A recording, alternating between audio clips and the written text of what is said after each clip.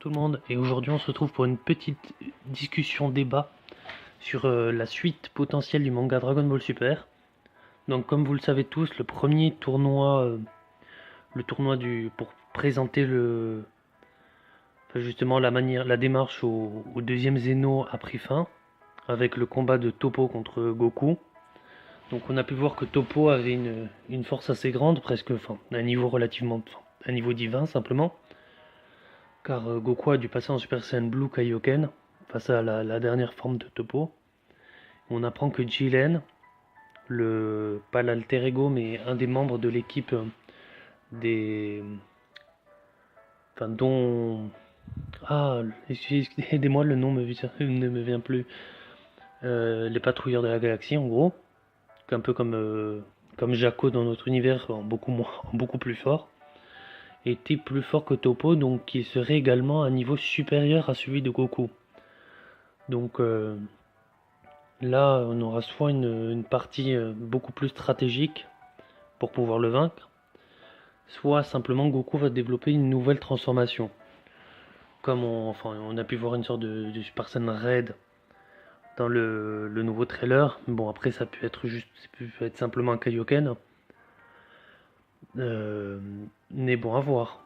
Parce que bon, comme on arrive avec un nouvel arc en gros, vu que là c'est plus un avant-goût de ce qu'on va avoir, vu qu'on va avoir une bataille royale entre les 12 univers. Et comme l'a dit Whis, Goku sera certainement une des premières cibles de tous les univers, vu qu'il est décrié et que. Enfin, il est décrit un peu comme le mal qui accable les 12 univers. Car comme on le sait, les perdants de ce tournoi verront leur univers détruit, tout simplement par les Zénos. Mais comme on a pu voir dans le dernier univers, on a l'impression que le grand prêtre tire un peu les ficelles quand même. Dans le sens où à chaque fois il explique, en fait il agit simplement comme un parent avec les Zénos, mais il les oriente en fait pour que vers ses objectifs, vers ses intentions à lui en fait. Et donc d'une certaine manière, il les manipule. Vu que de toute manière, les Zénos, comme on a pu le voir, ils ont une mentalité de gamin de 3 à 4 ans. Enfin, ça a été même dit. Donc du coup, oui, ils sont gentils, ils sont joueurs, mais forcément, dès qu'ils ont un caprice, eh bien, ils font tout exploser. Comme on sait, à la base de Dragon Ball Super, Whis nous explique qu'il y avait 18 univers. Donc, sachant qu'il y en a plus que 12 maintenant, je vous laisse imaginer qui les a détruits suite à des caprices. Donc, qu'est-ce qui pourrait arriver après dans Dragon Ball Super? Donc, déjà, personnellement, je pense pas que le tournoi finira. Il va être interrompu avant la fin soit par le grand prêtre, enfin, par le grand prêtre à mon avis, parce que c'est réellement le méchant entre parenthèses de cette histoire, enfin de cet arc. Et je pense sûrement qu'il y aura l'arrivée de prochains protagonistes, peut-être certains anges, certains dieux de la destruction. Et je pencherai beaucoup sur une intervention du royaume des démons en fait dans cet arc. Du royaume des démons parce que moi personnellement c'est un univers dans Dragon Ball qui m'a toujours beaucoup plu. On l'a vu avec le prince d'Aboula dans l'arc Boo. On les voit beaucoup dans Dragon Ball Xenoverse, dans Dragon Ball Heroes. Et concrètement, ça m'étonnerait vraiment pas qu'il fasse un clin d'œil à Dabra qu'on a vu dans l'arc Zamasu du coup. Car on sait, enfin, animé et papier, car on sait qu'il a affronté Trunks enfin qu'il a affronté Mirai Trunks dans son futur, qu'il a rêvé après lorsque la planète a commencé à se reconstruire à la suite de la défaite des cyborgs et de Cell. On sait que Dabola est venu comme, ainsi que Babidi, comme étant donné qu'il y avait plus de prospérité et tout, il y avait plus d'humains et donc plus d'énergie à capter pour réveiller le cocon debout. Donc du coup, je pense que c'est un clin d'œil justement qui est fait. Moi à la base, je pensais justement que l'arc Zamasu était un arc de démon. Et au final, il s'est avéré que non, que c'était juste un arc sur la relation qu'entretenaient les anges, les dieux de la destruction, leur rôle réel simplement. Et où on a vu la vision binaire de justice de Zamasu, qui me fait penser un peu à celle de Topo d'ailleurs. Sous une autre forme, certes, mais où on a une vision un peu étriquée de la justice. Et où, comment dirais-je, enfin, presque divine, ou enfin, divine dans le cas de Zamasu, et un peu ridicule dans le cas de celle de Toppo. Je trouvais que le personnage de Zamasu était très intéressant. Pour moi, c'est le méchant le mieux construit de Dragon Ball. Je regrette juste que sur la version papier, l'identité de Black a été révélée si vite en fait. Juste en 2-3 chapitres, vous la connaissez, alors que nous, tous ceux qui regardaient l'animé, on a mis 2-3 mois avant de se rendre compte qui était Zamasu, enfin qui était Black. Alors qui disait que c'était un démon, qui disait qu'en fait c'était Demigra parce qu'il avait les mêmes boucles d'oreilles vertes. Bref. Et je pense que justement ce clin d'œil c'était un clin d'œil aux démons qui vont être présents dans l'arc après en fait. Simplement. Donc je pense sincèrement qu'on verra des démons, peut-être un dieu démon, parce qu'après tout, si vous regardez Beerus, si vous regardez Whis, même Beerus qui est un dieu de la destruction n'est pas fondamentalement méchant. Il n'est pas fondamentalement méchant dans le sens où en fait il fait juste son travail. Après on pourrait dire pas mal de choses, hein. Tu peux employer quelqu'un pour qu'il fasse quelque chose de purement injuste, mais ça le rend pas juste pour autant, juste parce qu'on t'a employé toi-même et que c'est pas toi qui en avais l'intention à la base. Non, et c'est dans le sens où en fait il est là pour assurer un équilibre avec le Kaioshin. Et comme on a vu, c'est pas nécessairement les Kaioshin qui ont un mauvais fond, genre. Lorsque l'univers 7 affrontait, je sais plus, il me semble, oui, l'univers 11, le Kaioshin, non, c'était pas l'univers 11, c'était l'univers 9. Bref, lorsqu'il a affronté l'univers 9, on a vu que c'était le Kaioshin le plus, pas le plus démoniaque, mais il avait un fond très arrogant, très poussé. On voyait la Kaioshin en retrait, celui qui me fait penser un peu à Gimli, un nain littéralement. Mais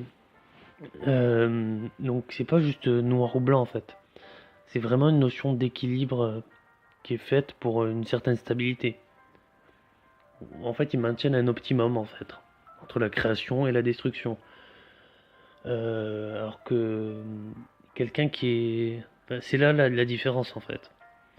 Où Akaishin et Kaioshin sont là pour maintenir un équilibre, là où les démons réellement cherchent un chaos. En fait, c'est pas vraiment bien ou mal, c'est une situation de. Enfin, c'est la caractéristique d'une situation en fait, simplement. Et c'est ça que je trouve très intéressant en fait. Le... Je pense que, enfin, de toute manière, la philosophie autour de Dragon Ball a toujours tourné autour du taoïsme, autour d'une certaine notion d'équilibre en fait. Donc oui, on a toujours dit méchant, gentil, mais on a toujours vu que au final c'était une notion d'équilibre entre certains méchants, entre certaines réactions, entre l'évolution de certains personnages. Et je pense que Dragon Ball Super, au niveau de la philosophie, reste autour de cette notion de taoïsme, d'équilibre dans la vie en fait, de yin et de yang. Ou, ou parfois même des personnes bonnes avec qui ont une fin bonne pourtant, qui veulent s'améliorer et compagnie, avec, à l'aide de mauvais moyens, peuvent conduire à provoquer une situation relativement désastreuse. Je pense à Goku qui au final n'a pas un mauvais fond, n'a pas de mauvaises intentions, mais dont les moyens pour atteindre une fin qui n'est pas nécessairement mauvaise rend la conséquence de cette fin mauvaise en elle-même. Donc, comme quoi la fin ne justifiait pas nécessairement les moyens, et pourtant Goku c'est quelque chose qu'il n'a pas assimilé. Bon, après, il ne savait pas que Zeno allait proposer, enfin dire, on détruit les univers qui perdent. Ouais, bon, après, comme on l'a vu, Beerus était prêt à faire un Aekai à Goku simplement, car il savait que. Il se doutait qu'une des conséquences de la perte de son univers au tournoi pourrait être la destruction de l'univers, et il a eu raison au final. Enfin, il avait raison, pas dans son geste, pas forcément, mais dans ce que Zeno a proposé quant à la perte potentielle au tournoi, il avait complètement raison, Beerus. Whis, Whis va certainement avoir un rôle à jouer dans cet arc, je pense. Il a toutes les raisons de jouer un rôle, parce que la notion des anges n'a pas été tellement abordée en fait. On sait que lorsqu'un Akaishin meurt, son Kaioshin meurt aussi, et inversement. C'est comme ça que Black a éradiqué toute la menace divine de l'univers de la ligne temporelle de Mirai Trunks, qu'il a ensuite été rejoint par le Kaioshin de l'univers de Goku. Enfin bref. Et d'ailleurs, ça c'est quelque chose qui est bien mieux expliqué dans le manga papier que dans l'animé, parce que dans l'animé on s'y retrouve pas du tout, alors que dans le manga papier, on voit la sixième bague apparaître. Parce que nécessairement l'arrivée de Mirai Trunks dans l'arc, dans la ligne temporelle de Goku et de ses amis, crée une nouvelle ligne temporelle. Donc nécessairement il y a une sixième bague. Alors que ça, c'était quelque chose qu'on pensait qu'il devait y avoir dans l'animé, qui n'est pas apparu. Et au final, toutes les personnes qui ont pensé ça ont eu raison, car c'est ce qui a été fait dans le scan. Et d'ailleurs, au final, le manga papier n'a toujours pas réussi à rattraper l'animé, avec pourtant le nombre phénoménal de fillers qu'il y a eu. Alors moi, je me souviens qu'entre chaque nouvel arc dans Dragon Ball Z, il y avait toujours eu que 3, 4, 5 épisodes fillers. Là, on en a eu plus d'une dizaine. C'est énorme. Et ils ont toujours pas réussi à rattraper, c'est dommage. Mais. Enfin bref, j'espère que. Bon, ça, à mon avis, ça sera jamais rattrapé, hein. Mais à l'avenir, peut-être que. À voir. Déjà, à mon avis, ils vont refaire les. Pas l'animation, ouais, l'animation de certains épisodes, à mon avis, ils vont les retravailler avec le temps et ressortir les épisodes retravaillés parce qu'on voit des fois il y a des défauts et compagnie. Euh, bon, il y en a déjà eu même dans Dragon Ball Z, hein. Pour m'amuser, des fois j'ai regardé certains épisodes et c'est vrai que des fois il y a des épisodes de DBZ aussi, pas qui sont mal dessinés, mais c'est vrai qu'il y a des passages où on voit certains défauts quand même. Donc bon, pas pour donner des points à Dragon Ball Super non plus, même si bon, c'est vrai qu'en soi ça ressemble plus à Dragon Ball Z qu'à Dragon Ball que Dragon Ball GT. Euh, sans sans crier nécessairement et critiquer Dragon Ball GT parce qu'il y a eu de bons passages. Ça ressemble plus à Dragon Ball Z. Oui, enfin Dragon Ball Super a plus quand même plus de points communs. Dragon Ball Super a plus de points communs avec Dragon Ball Z que Dragon Ball GT. Mais enfin là je m'égare. Donc à mon avis, enfin dites-moi ce que vous pensez dans les commentaires parce que ça m'intéresse beaucoup quand même. Après, je verrai comme prochain arc parce que je pense pas que ce soit le dernier arc. À mon avis, ils vont quand même essayer de prolonger un peu. Je pense que le manga n'a repris qu'en juillet 2015. Je pense qu'il finira en juillet 2018. Je pense il va faire 3 ans à mon avis. Déjà en termes d'épisodes, on n'a pas dépassé Dragon Ball GT. Mais ouais, mais je pense ça va durer autour de ça. Là, ça fait déjà un peu plus d'un an et demi. Alors peut-être 2 ans et demi, 3 ans, je pense. Donc bon, là, on est dans la deuxième moitié, hein. Mais on a beaucoup exploré les dieux quand même. Donc là, à mon avis, on va voir cet arc Battle Royale avec le grand prêtre, les Zénos et compagnie. On aura très certes, à mon avis, je pense que cet épisode, enfin, ça m'attriste un peu.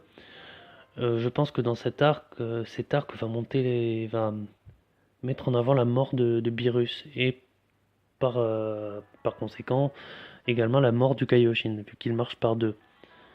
Et que le prochain arc sera plus un arc pour élire enfin, et trouver de nouveau un nouveau dragon, dieu de la destruction et un nouveau Kaioshin. Concrètement, enfin, moi je vois ça comme ça en fait. Un arc là actuellement vraiment sur les anges, leur interaction, et le prochain arc sera vraiment un arc comment on choisit les dieux de la destruction et le Kaioshin. Sachant qu'à la mort du Kaioshin et de la Kaishin, l'ange est censé disparaître. Donc peut-être que Whis va aider justement la Z-Team à trouver ces nouveaux dieux, car ils sont là pour maintenir un équilibre entre création et destruction.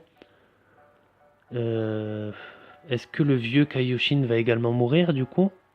Dans la logique, il devrait mourir, parce que c'est ce qu'on a vu dans le manga papier lorsque la Z-Sword a été détruite dans l'univers de Mirai Trunks, ainsi que le Kaioshin. Oui, parce que l'épée a été pétrifiée et brisée à terre par le crachat de Dabla. Donc du coup, le vieux Kaioshin qui était enfermé dedans est mort également. Et donc du coup, le Kaioshin est mort ensuite de ses blessures suite au combat contre Dabra et Babidi. Et donc du coup, concrètement, le vieux Kaioshin devrait mourir également. Donc on va se retrouver à un point zéro à ce niveau-là. Donc peut-être que Whis va rester pour essayer de trouver autre chose, soit il va partir et c'est la Z-Team qui va essayer de trouver un manuel, entre parenthèses, pour élire entre parenthèses de nouveaux dieux de la destruction et Kaioshin. Donc ça, ce serait très intéressant à voir, je trouve. Et ensuite, par contre, au niveau arc, je vois pas du tout qu'est-ce qu'il pourrait faire après. Peut-être vraiment une rébellion contre les dieux, parce que je vois bien Hit mener une sorte de rébellion contre les dieux en réalité, qui, on le voit, sont relativement assez, enfin, ils sont assez insouciants, enfin, même le Kaioshin de l'Est n'est pas un symbole non plus de maturité. Ça reste un des persos les plus matures de Dragon Ball. Enfin, quand on voit Goku, quand on voit Virus, c'est pas compliqué. Et c'est vrai que des fois ils ont des réactions de gamins, donc des fois ils ont des moments où ils savent être matures.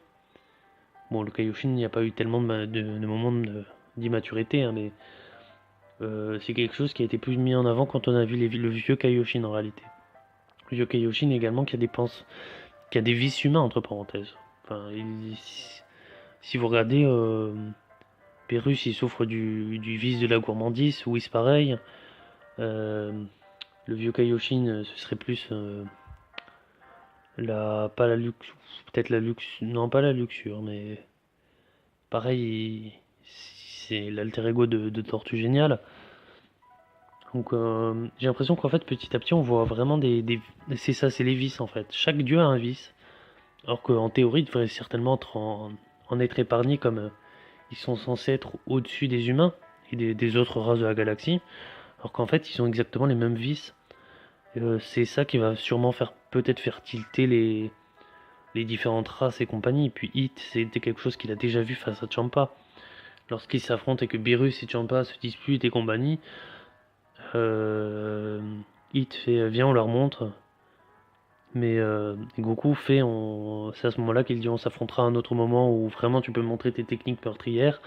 Et il saute hors du ring pour être disqualifié. Et ça c'est un passage que j'ai beaucoup aimé, mais je pense qu'il marque certainement pas une rupture, mais un événement futur et je pense que ça va rester. Ça va pas mal rester, je pense. Non pas qu'ils tueront les dieux, mais qu'ils leur feront perdre le résultat certainement de rituel, parce que il faut certainement un rituel pour passer dieu de la destruction ou à Kaishin. Même si c'est bizarre que tous les Kaioshin enfin, on dirait qu'en fait c'est une race en particulier de Kaioshin, vu qu'ils ont tous l'air d'avoir un lien de paternité. Ben, ils ont tous un peu la même forme, comme si c'était une race en fait. Alors peut-être que c'est quelque chose qui vient avec le rituel, qui change de forme. Les dieux de la destruction, par contre, on voit bien qu'ils sont tous différents. Sauf ceux qui ont des univers parallèles où ils ressemblent un peu petit à petit, genre Beerus et Champa. Tous les anges également, on a l'impression qu'ils sont tous sortis du même moule, j'ai envie de dire.